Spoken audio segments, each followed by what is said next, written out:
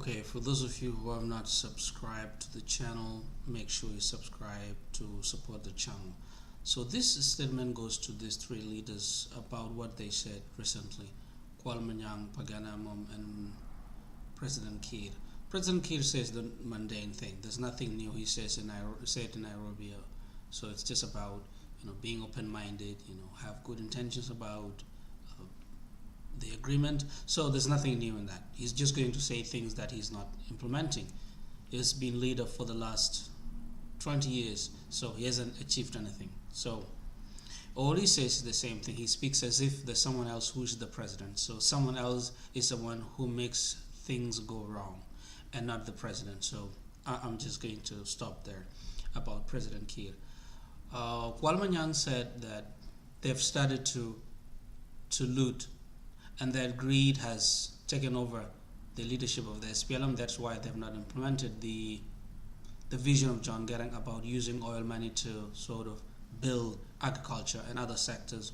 No, Mr. Kwal, you started looting from 2005, not today. So we've built a consumer society, something John Garang warned us against.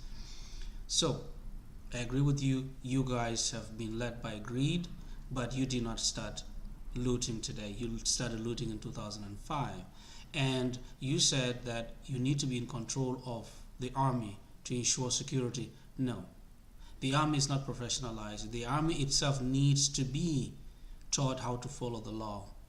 The law, maintaining law and order, is a function of the police, and also the leaders have to show the way. The president himself breaks the law. You folks in the SPLM and the leadership, you break the law. So how do you expect the average citizen to follow the law if leaders break the law? So to maintain the law is to mentally orient people to follow the law and make sure you guys follow the law. So you don't have to have guns in people's heads from the army for them to follow the law. If they see this is becoming a tradition, people will follow the law.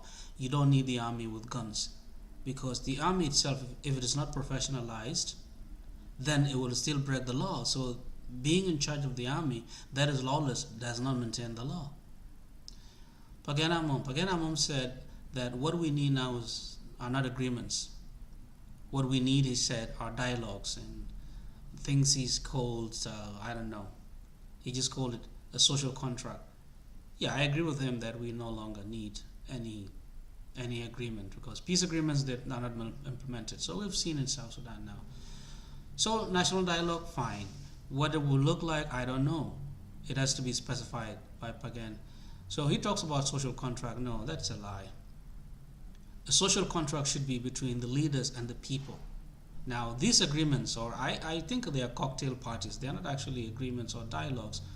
They are between the elites in South Sudan. So they are not between the people and the leaders. So if there has to be a social contract, then those of Pagan and all of them in the SPLM should come to Juba to sort of talk about, and then they go to the grassroots.